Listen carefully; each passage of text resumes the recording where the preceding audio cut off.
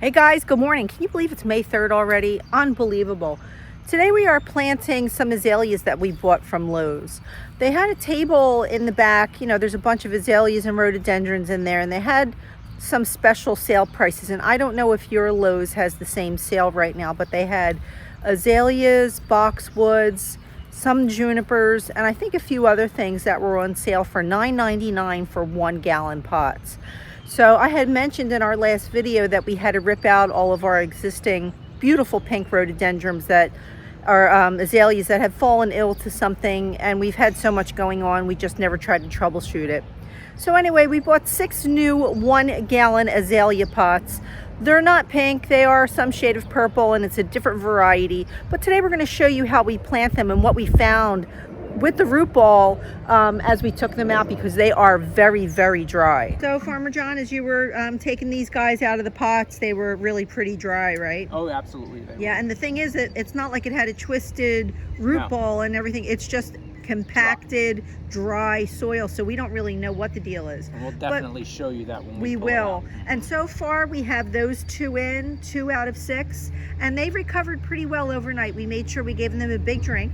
So we're kind of rearranging where the other ones were, and we're kind of moving over a few feet. You can see where the other ones were.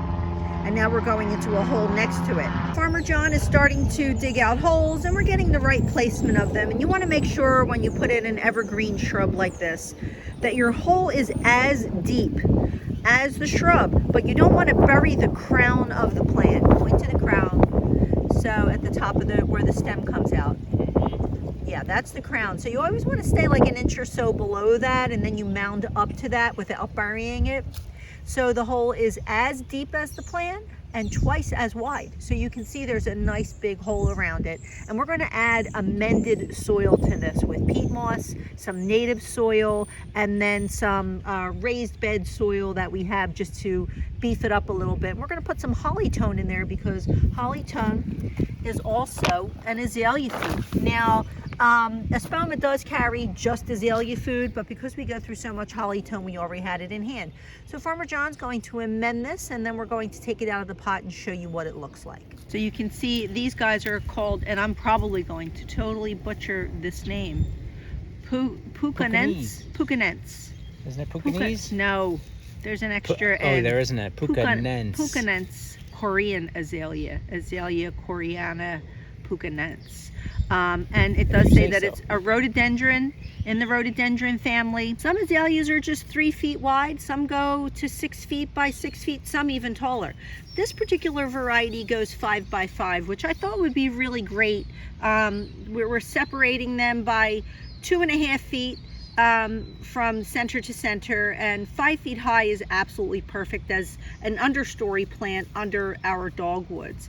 Now, the thing about azaleas is they like morning sun with dappled light in the afternoon, and they like really well-drained soil that has a really good balance of pH and alkaline. So you want to feed them azalea food or the hollytone, as I said. So these guys are flowering to a beautiful purple shade. Now, as I was talking about the root ball being really dry, this guy yesterday had totally crashed. It was wilted. I had to give it a really big drink, and overnight it rebounded, so I'm not going to worry about having to return a bad plant to Lowe's. But for 10 bucks, these guys will be $20 plants for sure by next year. And hopefully these ones will survive and hold on. I'm just looking at some hostas here that we transplanted from our side yard because we have numerous gardening projects going on at the same time. All right, so Farmer John is now starting to amend his hole for the azalea, and so you just dropped some peat moss in there so far, right? Yeah, now, so I took a couple of handfuls and put it in there, and I'm going to mix that in, and that's why I have my little cultivator here. I'm just going to mix that in. Then for a sanity check, we'll put that back in. Make sure that it's the way that you want it before we pull it out. Okay, peat moss is perfect for this because it breaks up the clay. It helps to keep things that are too soggy a little bit dry, yet it also manages a good balance of moisture in there. So peat moss has some wonderful components because it is, this is the Well, it's upside down. It's the sphagnum peat moss, perfect for organic growing. This is the product that we use, if you can read upside down.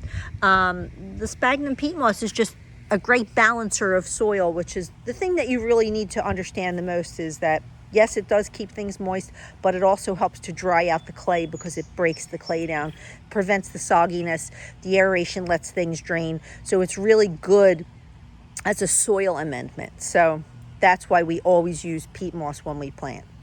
Now we know that when you're planting something in a clay native soil, that you should keep your plant at least 2 inches above the ground so that it's not just in there drowning in, a soggy clay, because clay is like, it's like liquid cement. I mean, it's just like concrete.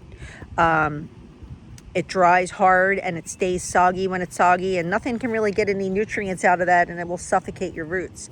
So right now, while he puts this in, we like to work together to make sure things are sitting level. And right where your hand is now, Farmer John, it is looking at the street. It's looking at like 1 o'clock, so you're going to want to balance that outside. Yeah, get some height in there. All right, so we're just making sure it's going in nice and straight, and it'll be a little bit more packing where you just were.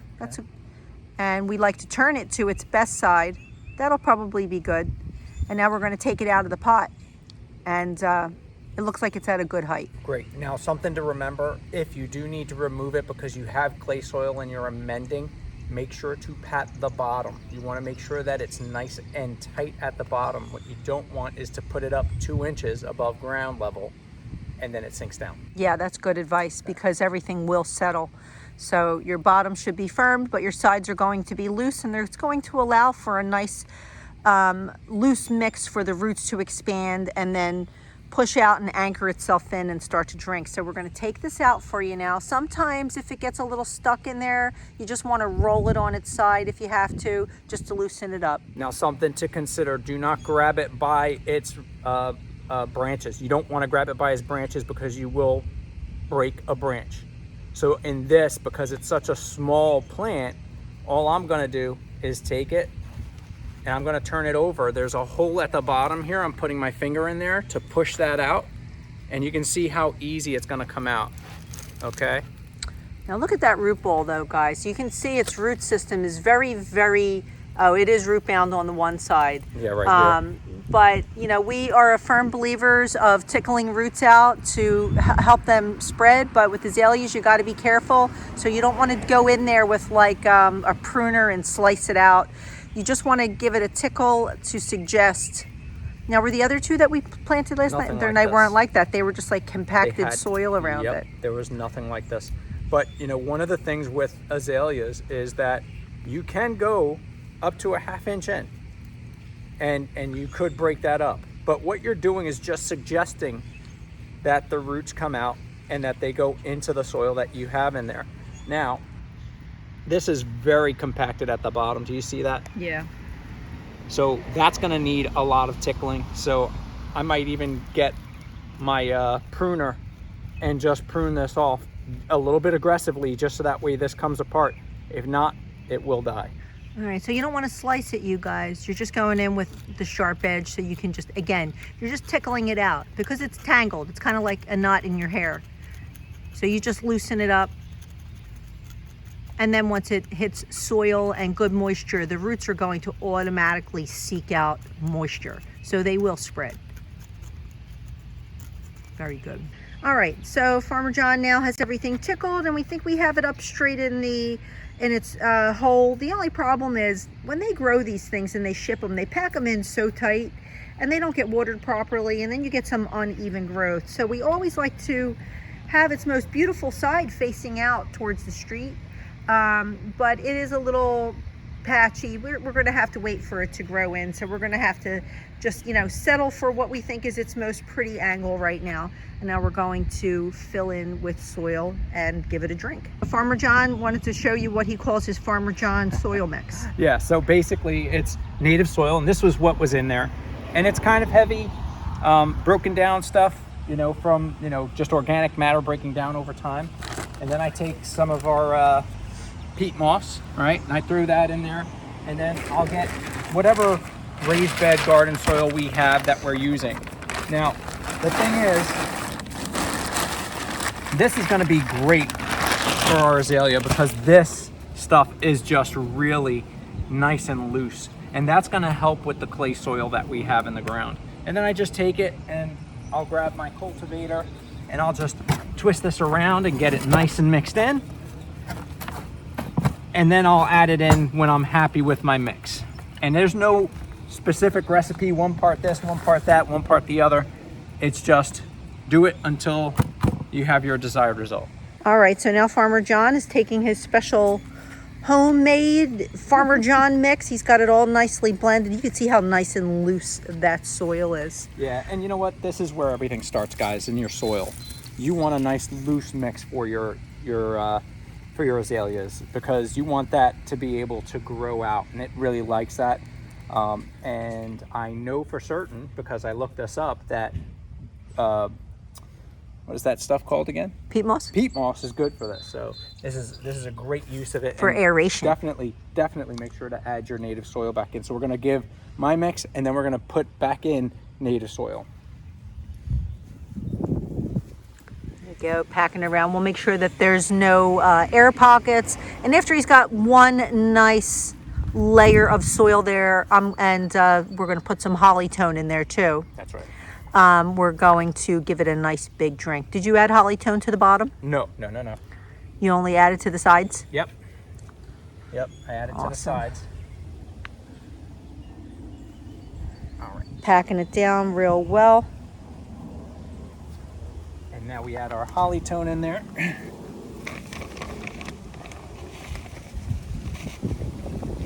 Because it's a new plant, I'm just putting in about a half, what is this?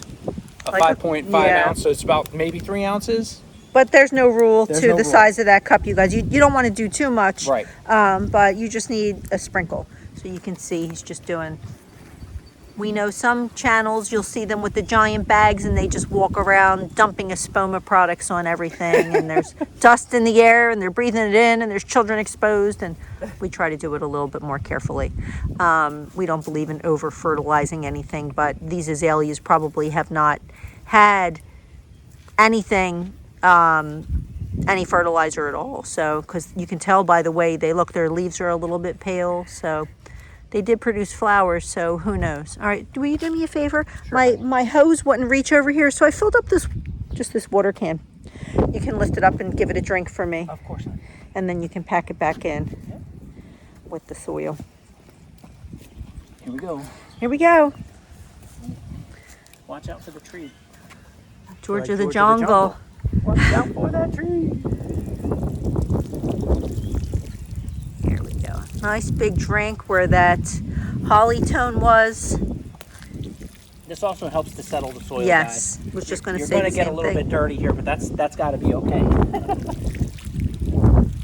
Now, this is a good opportunity to see what's happening with your drainage as well. You can see the one side is draining, but this side is sort of just running off. So as we pack that back in with more loose soil and mulch, that will balance itself out. We'll give it another drink before we mulch it.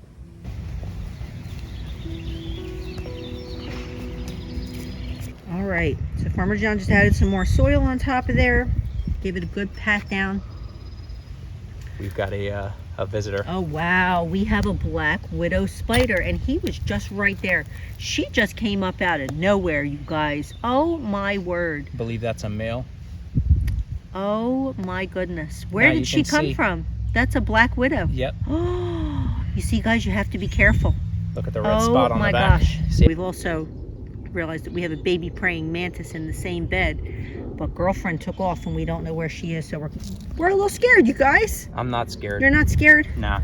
She doesn't want any part of us, so I'm not really worried about it. All right, we'll still move with caution though.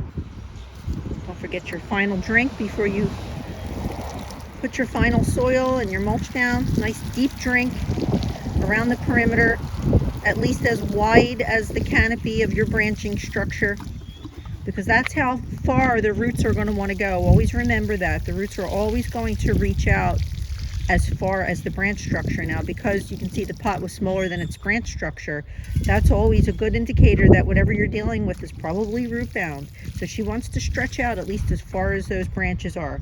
And if you put water in a circle like that around to the furthest extension of the branch, it's going to reach immediately.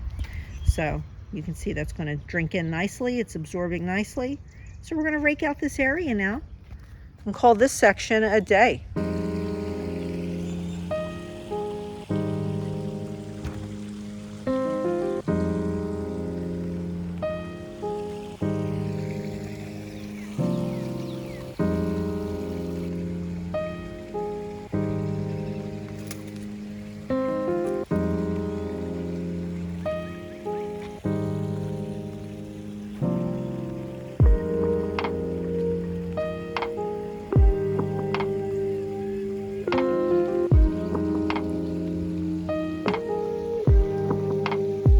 Very nice, you guys.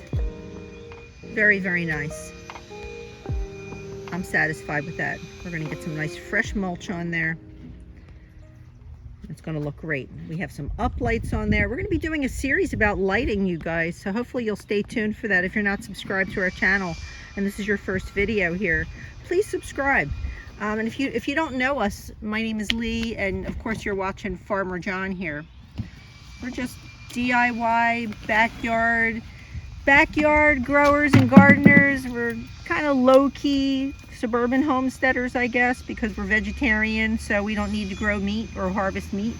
You know, we do our best here being conscientious and trying to practice sustainability and build a polyculture of plants and invite everything that we need to help get that going with bees and butterflies and things like that. So this ornamental gift here, which is not, you know, planting azaleas like this is like the jewelry in a way, but it makes it look beautiful.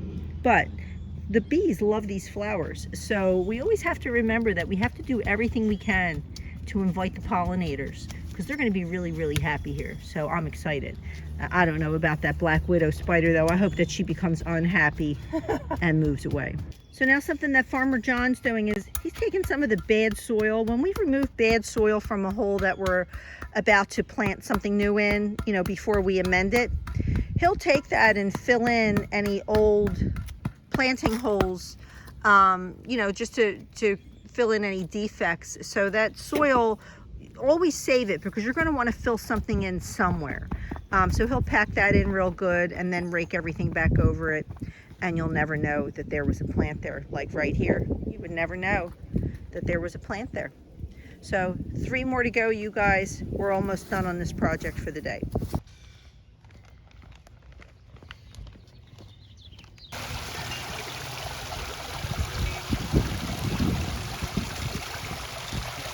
So now we're over on the other side, you guys, and we've lined up the next 3 shrubs. And, you know, as we discuss our soil amendment here, something that we want to, you know, just highlight to you about soil and a mistake that you could make.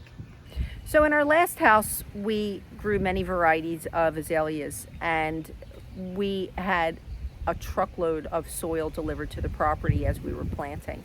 And we were so new at gardening back then, we didn't know, we thought we were doing good when we ordered a truckload of mushroom soil.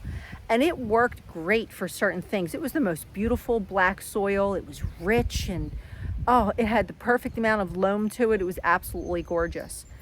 But mushroom soil has a high salt level and a little bit too much alkaline for some plants like azaleas. So if you are going to plant your azaleas in fresh soil, you may not want to do it with mushroom soil, you guys. I'm just saying. I mean, you can do what you want to do, but our luck ended up with the azaleas in the mushroom soil was every single plant died. And we had the most beautiful Stuart Stonian red. They were my absolute favorite color, but they would not survive. And as a matter of fact, we had big problems with PJM rhododendrons as well. They're a smaller, shorter, more clumping shrub with smaller flowers. Absolutely beautiful. We had it on a beautiful border.